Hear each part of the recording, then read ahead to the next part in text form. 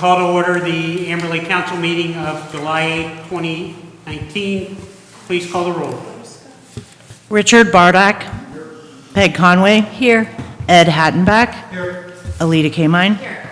Tom Muthing. Here. Ray Warren. Here. Natalie Wolf. Here.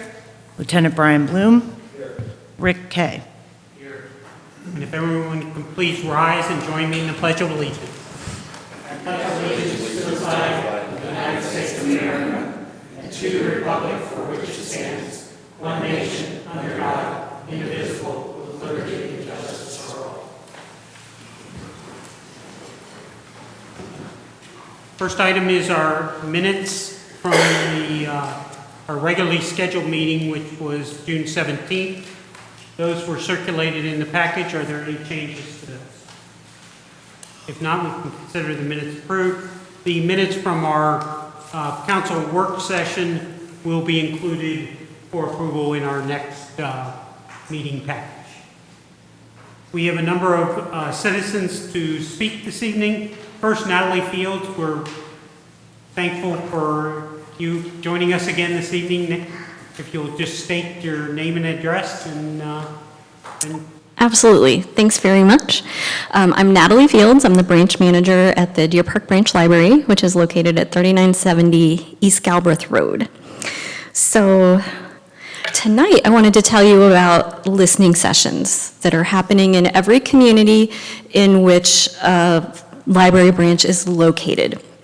And because there is not a specific branch located in Amberley Village, I wanted to make sure to get out here and get you all the information because we definitely want your input at these sessions.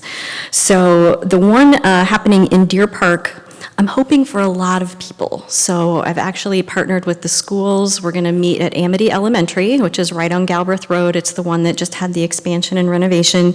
It's Wednesday, July 30th from 6 to 8:30 p.m. So as you know, the library has two operating levies, one that we passed in 2012 that was a 10-year levy, and then last year we passed another levy that part is operating expenses, and then there's also about $54 million to address some facility issues. So the last time or the time before I came and spoke to you, I let you know how we'd had 18 years of deferred maintenance. And so you might have heard that the ceiling came down in the Price Hill branch. And, you know, that's part of that not, you know, being able to attend to maintenance for 18 years. So we're coming to the community for the first time since I've worked for the library in 22 years, where we are just having lots and lots of listening input from folks in Hamilton County. And the goal of this, and these listening sessions in particular, is to ask you what's special and unique about your community. What's your community passionate about? What are your dreams for the future of your community? And how does all of that relate to the library service we're offering, the types of facilities we have, and how they are or are not meeting those existing needs, those hopes, and those dreams. So again, I'm really hoping that some of you can come. Please use this information, use my name and contact information to reach out to key stakeholders in your community. And if there are folks that you would like for me to reach out to for you, you know, please, you know, help me out with some of those names because I would be glad to, you know, extend a personal invitation from our library. This process is really huge. In addition to these listening sessions, I think we've hosted 12 focused groups within Hamilton County, groups that we didn't feel like were necessarily brought in by branch-specific listening sessions. So the process is really quite in-depth, and if you have questions about that, I'll be glad to take some notes because I might not know the answers off the top of my head, but I'd be glad to get them for you. So I'm out of time, but if you have any questions, give me a holler. I was wondering a lot, because of the way our community is situated, some people might identify more with the Pleasant Ridge branch. Is there going to be a session there or, you know, kind of gravitating toward that end of things? Absolutely. So we would encourage folks to, you know, go to whatever listening session seems most appropriate. I think a lot of folks use Bond Hill as well. So I can get that email and email it to you, Peg, or it's also always available on the library's website in the events section. If you put in listening session, all of the listening sessions in Hamilton County will come up. Any other questions? If not, thank you very much. Thanks so much for your time. Thanks for all that the library does. Next, Steve Kushar.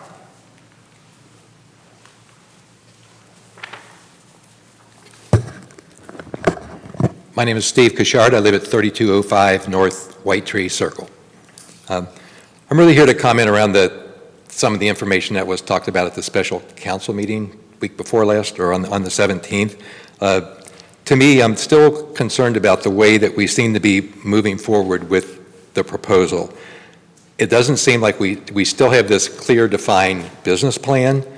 It seems like we're focusing on the JCC, what they want to do, and we don't really have clear objectives.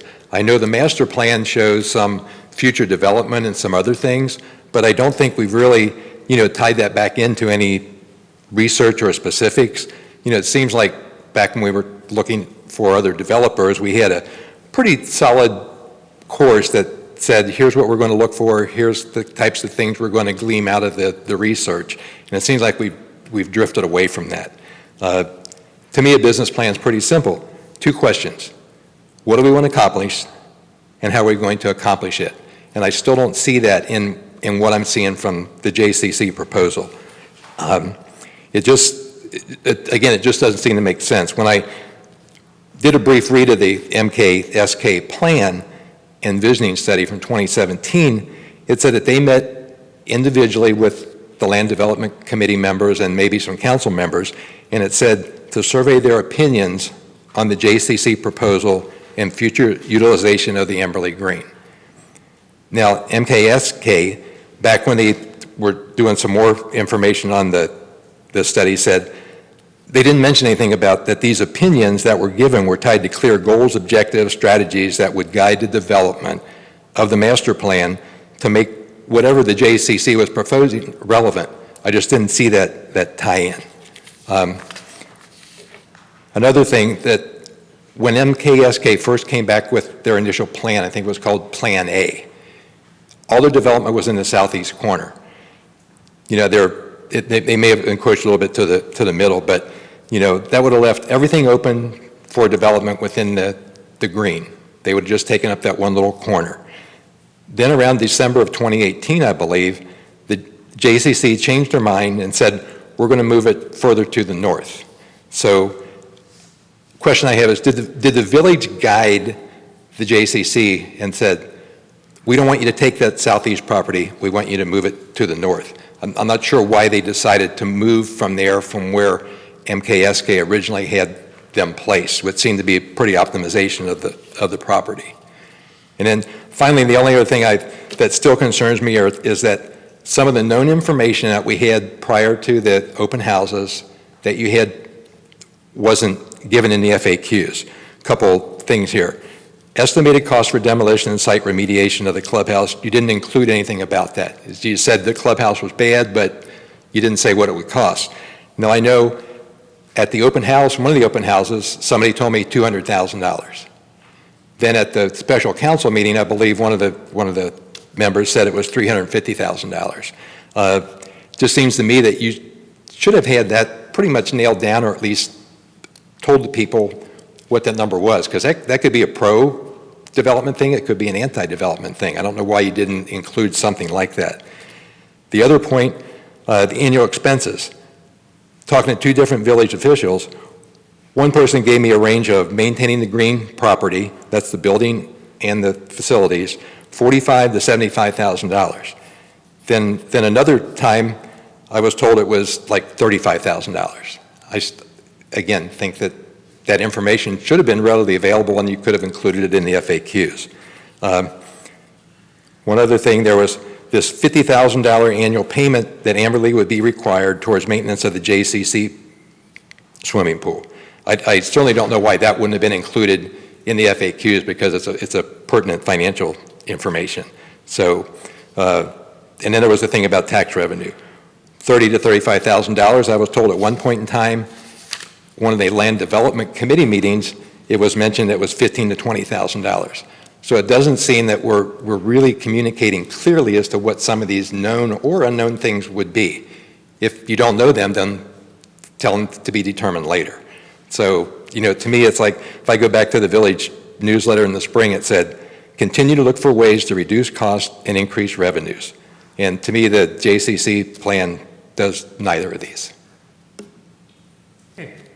Any questions?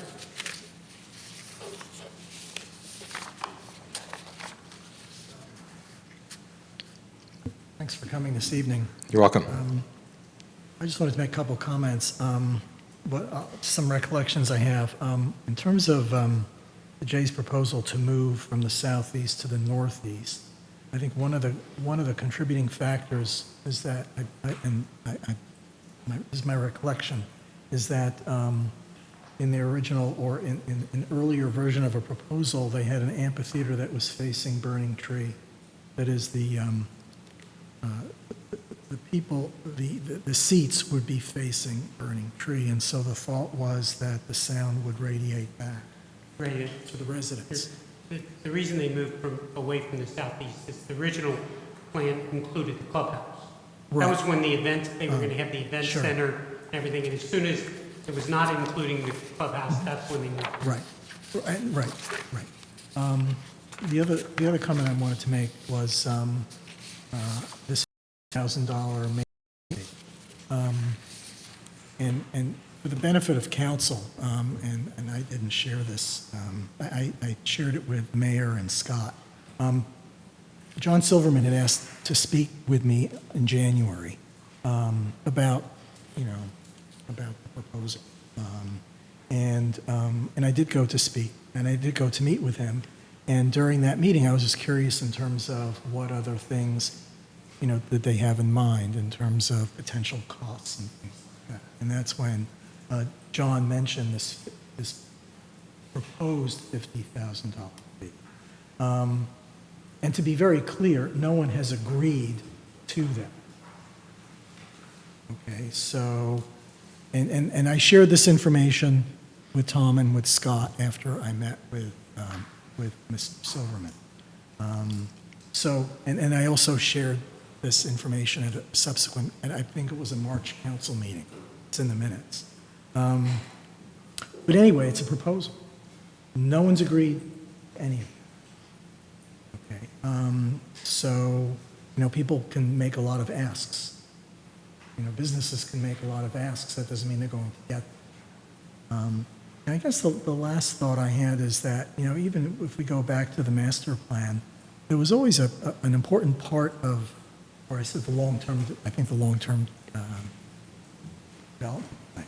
I think an important part of that was to build or introduce recreational opportunities for village residents.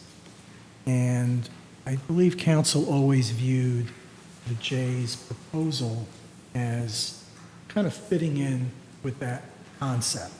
And indeed, when we had when other developers made their proposals, I know there was the sentiment of council was to include the J as this recreational component.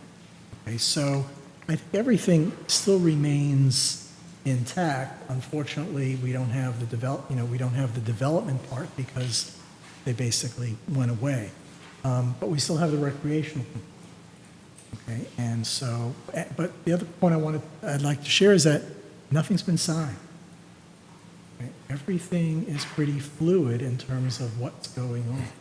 And so we certainly welcome your input. We welcome all residents' input, and that's going to help direct what we do.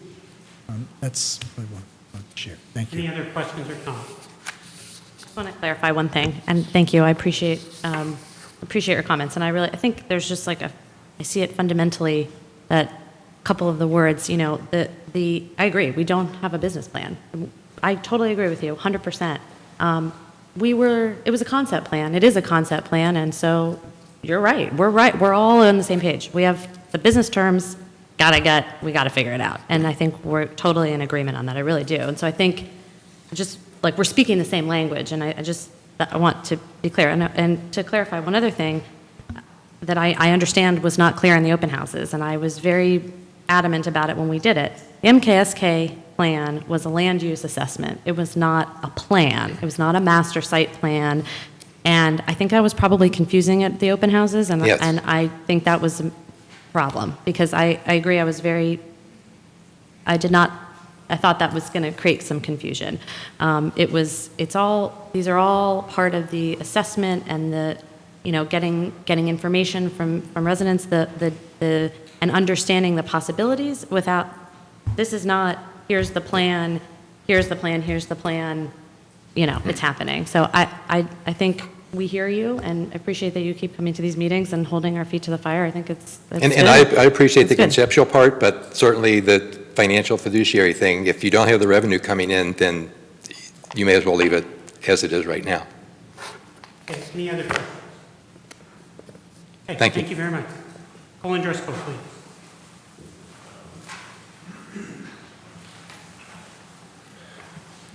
Colin Driscoll, 6600 Ridge Road. I'm kind of do a little history here. April 11th, 2016, moved forward with Amberley Development fails. 3 days later, April 15th, ADP withdraws from the project.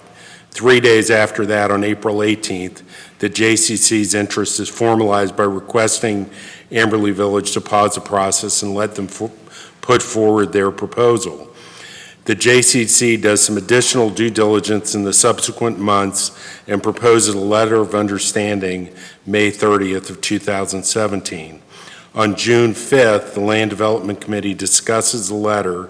3 days later, the village manager prepares a resolution, 2017-19 Memorandum of Understanding, and on June 8th, for the June 12th council meeting. The motion carried unanimously. And in the MOI, it says, assuming the MOI is approved over the next 6 months, the following pieces of work will be undertaken. And this was June of 17. Design and engineering, JCC, economic case for each party, JCC and Amberley Village. And I think this is kind of the numbers that Steve's alluding to, that we really don't have anything to look at yet.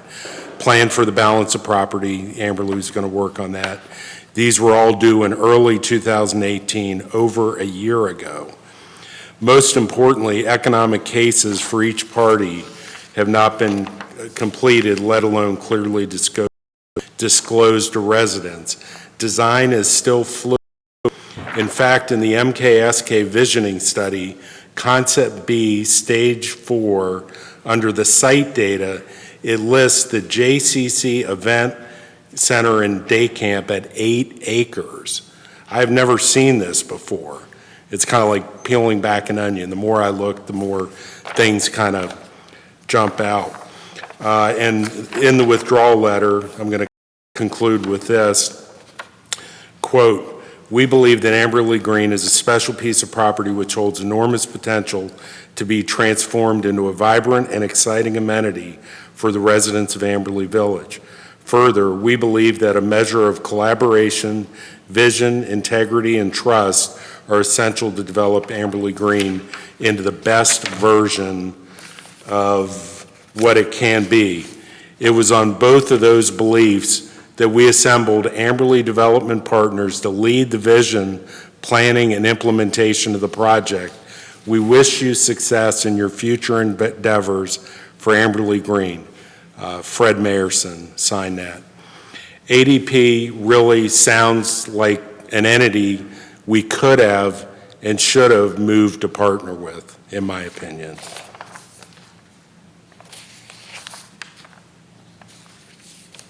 That's. Any questions? Comment, I just would like to remind everyone, and Colin, I'm sure that you know this as well, but we voted on that as a council, and that is why that plan did not move forward. We did not have enough votes to move forward with that. That was 4 years ago, I think? 5, 3? April 11th, Okay. 2016. Yeah, I just thought there was a way to table, postpone, let's rethink this, let's talk it out. I mean, I know Ed mentioned something like he wasn't sure something was legally quite right, and that's in the minutes, and I'm thinking, the lawyer's there, if a council member makes some kind of statement like that. 100% agree with you there. You 100% would just agree with you. You would just stop the meeting, maybe find out what that issue potentially was or wasn't, resolve that, and come to some kind of conclusion on that. So, Correction. I agree with you that we had, our solicitor was here, and we had that, everything reviewed by lawyers. That is true. I trust our lawyers. So I think maybe that's the question you want to be asking. Okay, any other questions or comments? Okay, thank you very much. We'll now move on to the finance report, and in the village manager's absence, the chair of the finance committee, Councilman Hattenback, will present the report. Thank you, Mayor. Before you have the monthly UAN report, which is included in your packet. Some of the highlights from the general fund have been summarized below as follows. Earnings tax collection for the month of May were $105,800. This is up roughly 7% over last May 2018 collection of $98,600. The earnings tax continues to be the main source of village revenue. So as of the end of May, roughly 57% of the budgeted tax revenues have been received, which total about $1,568,000. Excuse me. Also, during the month of May, the village received $78,250 in first half rollback of real estate taxes from the county. The village also received about $6,600 in their share of the local government fund for May. That budget amount is about $61,500, and roughly a little bit over $20,000 has been received. For the year, total revenues, for the month of May, total revenues were $313,350. The revenue estimate for the year is $4,931,000. Total revenue collection through May, 53.5%, or $2,638,600. May expense for $338,000. Expenses for the year through May, $2,106,000, of which represents 39.52% of the budget. The unencumbered fund balance at the end of May is $5,447,000. That was my report. Are there any questions on the finance? If not, we'll move on to the chief's report, but I believe that there is no chief's report. No report. Okay. Thank the entire police department, but especially Officer Alt, for another excellent job on putting on the annual bike fair. It was a great event for children held up at the Jewish Community Center. I think a lot of fun was had, and Officer Alt really puts a lot of effort into that, and I really thank her for everything she did. Next, our police chief, Chief Wallace, received another award on Saturday. He was recognized and he received the Sonny Kim Award, which is awarded for to recognize dedication to the community. And again, Sonny Kim was all about dedication to the community from everything I've read about him, and clearly our police chief is the same way. So I think it's a great recognition for him. And related to that, today is our police chief. He's serving, or this is his anniversary of his 23rd year with the village. So again, sorry he's not here to receive our thanks, but it's well deserved. Next, the Environmental Stewardship Committee will hold its next meeting on July 22nd at 7 o'clock in the community room downstairs. All are welcome. And then finally, the annual ice cream social is scheduled for August 25th from 2 o'clock till 5 o'clock in the afternoon. Again, this is something that both the police department as well as the admin department and the maintenance department put a lot of effort in to make this a great day. And last year, I think, was a very successful, great day, and they're putting in the same effort this year. So I think this will be a great event for people to come out.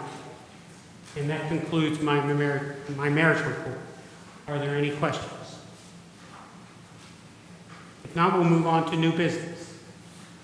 Just wanted to announce a community event when we have them. It's great, another opportunity to get together. This Sunday, Adith Israel, our neighbor up on Ridge and Galbraith, is having their annual kosher barbecue event, 2 to 7. It's a big day of eating and competition, but they also have an indoor craft fair this year, I think, so it'll be a great event, and it is open to everyone. You don't have to be a member or to be Jewish. It's open to all, so. Any other new business?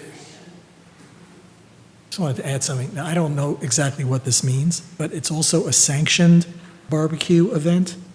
And I don't know what. It's officially part of the Kansas City kosher barbecue. Okay. Thank you. Any other new business?